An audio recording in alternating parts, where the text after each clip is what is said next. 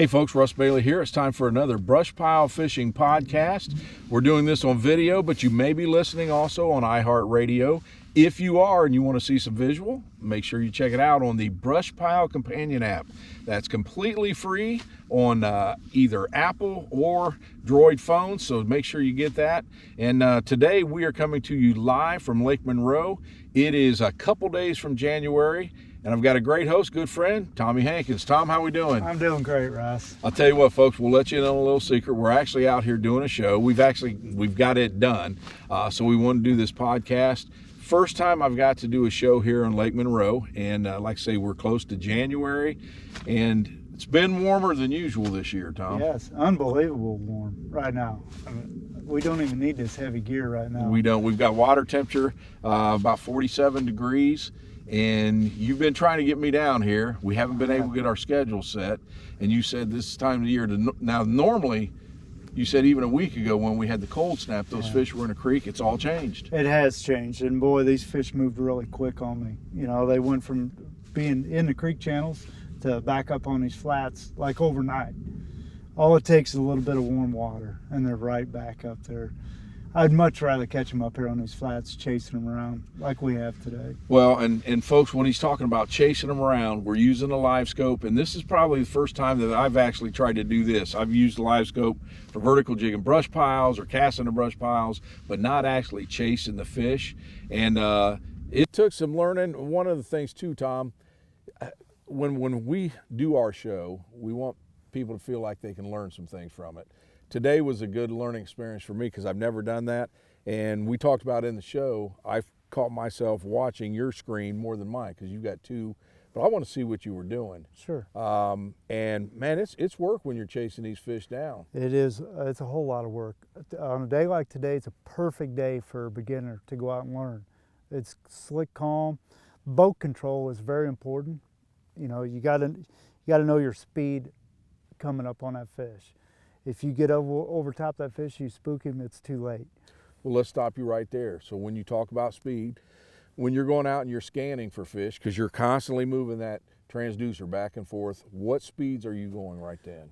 You know, a mile and a half, you know, 1.5 is typical, unless I'm at a new lake. If I'm on a new body of water and I don't know anything about it, of course, I'm going to look at a lake map first, but when I get to the areas that I want to target, I'm going to go 2 mile an hour. Because you've got to cover water. I'm covering a lot of water. I'm going to set my LiveScope out about 70 feet, and I'm just looking for them big fish.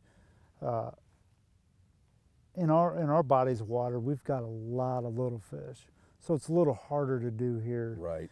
You go down to them southern lakes where there's not your big concentration of little fish. You've got just single fish, and they're usually big fish down there, you know, Grenada, Sardis, places like that. So you can cover a lot of water fast, and when you see that fish, that's when you put the brakes on. You know, I drop my drift paddles in, put the brakes on, and ease up on that fish. You don't want to spook them, because once you educate them about the boat, they're tough. Yeah. They're tough to get to bite. Yep, and one of the things today, folks, like I said earlier, so I've got to watch this, and there's a couple things that have stuck out with me today. Tom is very good at chasing them down, putting that in front of their nose. But even with 47-degree water temperature, that's still pretty cool. I am amazed at how fast those bigger fish chase down that bait. I mean, when they made their decision to get it, they booked for that They had thing. it. Since I started using this LiveScope, I never realized how aggressive these fish are. They will come 5 feet in a matter of a split second. But you always hear, you know, cold water, they're lethargic. Man, it was the complete opposite today. It definitely is. The only nice thing is they're not spooky. Yeah. That's what cold water does for me. And we're only in, we fish anywhere from 5 to about 7.5, 8 foot of water. Yeah, yeah. And some of these fish we caught right under the trolling motor, you know. So they're not spooky. So this is, if anyone wants to get out there and learn how to target these roaming fish, this is the time of year to do it. Well, and I want to add something there too. If you just purchase a LiveScope and you're learning, like I say, chasing down fish, this is all new to me. Honestly, you're better off to go out there by yourself. because you're not worried Yes. about controlling that transducer for somebody else. You're not doing like I was doing, watching your screen, watching you do that all day. But if you're going to learn and you want to learn using that, go out by yourself for a day. That's what I done. You Yep. know, I've got a great tournament partner in Ron Bilberry. I had to go learn it for myself, and then I was able to introduce other people to it. But I spent a whole day out here. It was Super Bowl Sunday 2 years ago. And I just purposely, I left my trolling rods at home. I'm like, I am going to go out and I'm going to learn this. Man, I had an epic day. Once I found the fish, and I actually, you know, I've got a little YouTube channel. That one video is, I seen myself when I realized that's how it's done. It just dawned on me, this is how it's done. And from then on, it's, you know, it's been history. It's been a great learning experience. And I'm a guy who keeps a lot of notes, you know. So You can I do knew that in your BrushPile app now, you know that, yeah, right? hey, I look forward to using that BrushPile app. That's going to help me out on the water.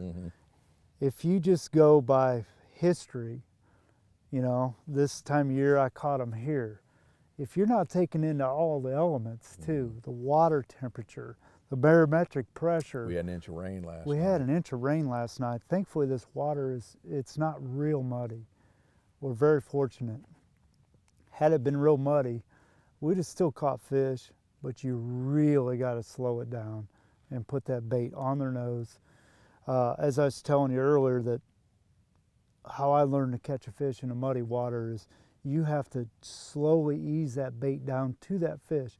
If you come down on them too quick, they've got a lateral line. They'll feel that, and they don't know what's happening, so they're going to spook. So if you ease that bait right down on them, and they'll tell you, if you pay attention, you'll know when they see it, because they're going to move. They're getting ready to attack. So then just hold it still, because it's gonna it's gonna happen. So all you people out there, just remember that. Don't be afraid of muddy water. If you've got the technology, then fish don't leave. They're still hungry. They just can't see real well right now. So their guard is really elevated.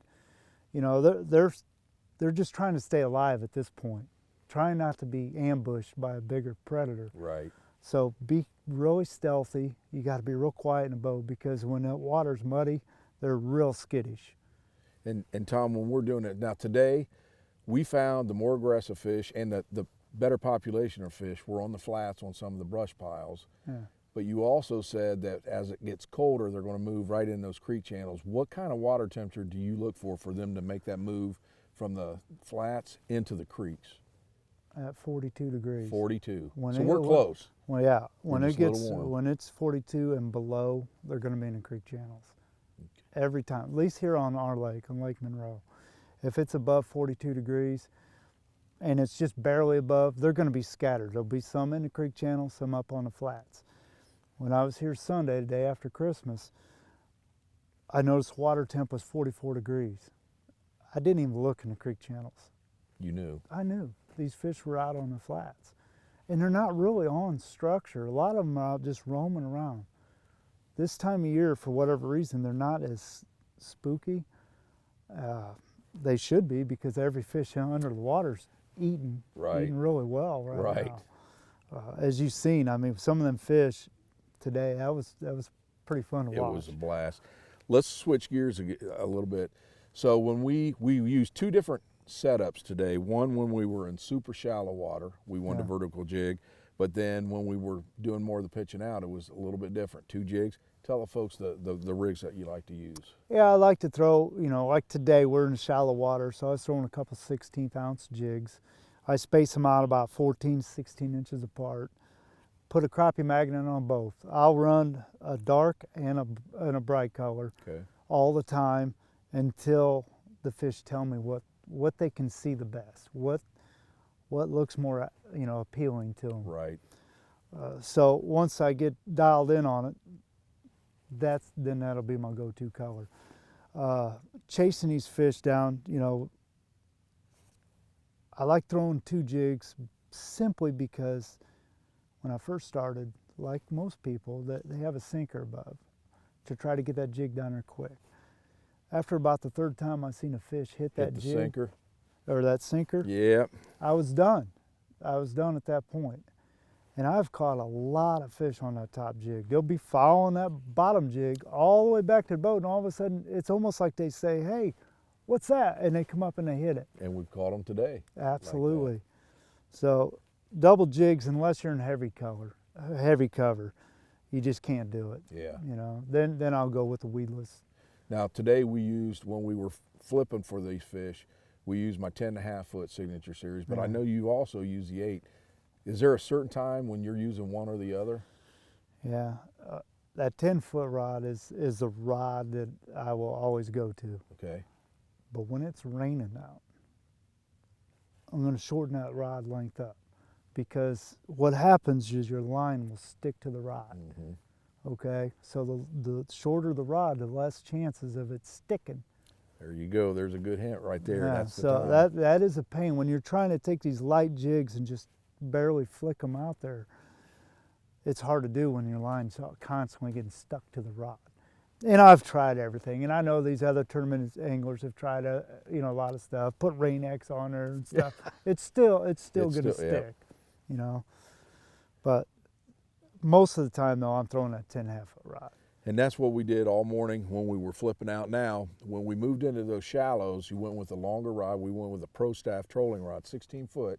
Yeah. One jig, and basically just holding those over that shallow cover, because A, we're in shallower water, they spooked a little bit easier, but also that cover was pretty thick, and we would get hung up easy because you had to reel right away. Yeah, you were going to do that. So just holding that. So 2 different presentations, both of them caught good fish today. And I'll let Tom know now, he caught some absolute monsters, man, and I'm like mesmerized. I caught a lot of fish, but those big ones, I don't know how he got on, but I just watched every time, and it's amazing how them fish chase that jig down so fast. Tom, that was awesome to watch, man. And like I say, I love it when somebody sends us a voicemail or something saying, hey, I learned something on your show today. And that's what I've told people in seminars. I like doing this show because even after all these years I fish, every time I fish with somebody else, man, I'm still learning stuff. And today was absolutely awesome, man. Good deal. So Good deal. You talked about doing a spring show and even a bobber show sometimes. So we'll have to get that on too. Yeah, we get in this shallow water like this, and then fish get up there and they start spawning. It's a blast. Well, before I cut you loose, there's one other thing I want to talk about. With the evolution of the LiveScope now, more and more anglers are going to braided line, but you have stuck with an 8-pound slime line monofilament. What is your reasoning for doing that? Well, personally, I've never liked the feel of a braid. You know, it's really abrasive on your rod guides and stuff like that. I don't know. I don't have the confidence in a braid like I do a monofilament. Creatures of habit. Really, that's all it is. You know, and there's a lot of guys out there that love a braid and they won't go back to monofilament. But I've tried the braid. I can see the braided line on the LiveScope. I watch it going down. I can hear it going through the water. So if I can hear that and I can see it, them fish are a lot better in the water than I am. So I just steered away from it. I couldn't get the feel for it. And it's worked for you. You've won a lot of tournaments. Keep doing what you're doing, man. Thanks. Tom Hankins. Tom, again, I thank you for joining us, man, not only on today's podcast, but for doing that show with us. It's always fun when I see you, and we got to do this again. We will. So there you have it, folks. Tom Hankins, Lake Monroe, wintertime fishing. Hopefully you got a few hints from today's podcast. And again, if you're listening to this on iHeartRadio, make sure you check out the video podcast. Just download the BrushPile Companion app. It's completely free, and you'll have access not only to all of our shows, but a lot of other items and things on that app. So before we take off, I want to tell Tom goodbye, but now it's time to look at a little bit of tournament action across the country. So here we go. Special thanks to B&M Pole Company, War Eagle Boats, Crappie Magnet, Slime Line Fishing Line, Cornfield Fishing Gear, Eye-Hole Jig, Easy Drift, RTD Erupt Fishing, Driftmaster, Offshore Tackle Company, Power Pole, Mossback Fish Habitat, Hook and Bullet Sunglasses, Garmin. We have a lot of places just now starting to get us their 22 schedules. We'll start with the Indiana Slab Masters. They've got tournaments coming up March 26th, Patoka Lake, April 9th at Lake Freeman and Schaefer, and April 23rd and 24th at Mississinawa Salamone. That is a super event. Also May 7th on Monroe. So there's their early spring tournaments. Also, the Midwest Crappie Chasers. They will start March 5th on Truman Lake, Missouri, March 26th on Hillsdale Lake, Kansas, and then April 16th on Clinton Lake, Kansas. And again, that's the Midwest Crappie Chasers Tournament Trail. We also have the 2022 West Tennessee Crappie Trail. They will start March 5th on Kentucky Lake. March 19th, they'll be on Reelfoot, and April 2nd, they'll be on Pickwick. And again, that's the West Tennessee Crappie Trail. We have the Heart of Illinois Crappie Club. March 19th, they will kick things off at Sangrias Lake. April 2nd, they'll be at Banner Marsh. April 16th, they'll be at Lake Decatur. And Lake Decatur's turned into a pretty good lake that way. So if you have a tournament trail and you'd like your information on our podcast, just send it to us. You can email it to me, russbailey24@gmail.com, probably the easiest way. And we'll get those on our audio podcast as well as our video podcast, which we're just starting. I'd like to remind everyone, if you're listening to this on iHeartRadio, please, for your smartphone and your smart TV, pick up our new BrushPile Fishing Companion app. It is absolutely free, and this app does everything. It's got our shows, you have instant access, you have your own fishing log in the app. We have a bunch of things in there. You stay tuned in a couple weeks. We're going to be right back here on iHeartRadio with another podcast for BrushPile Fishing. Take care, folks.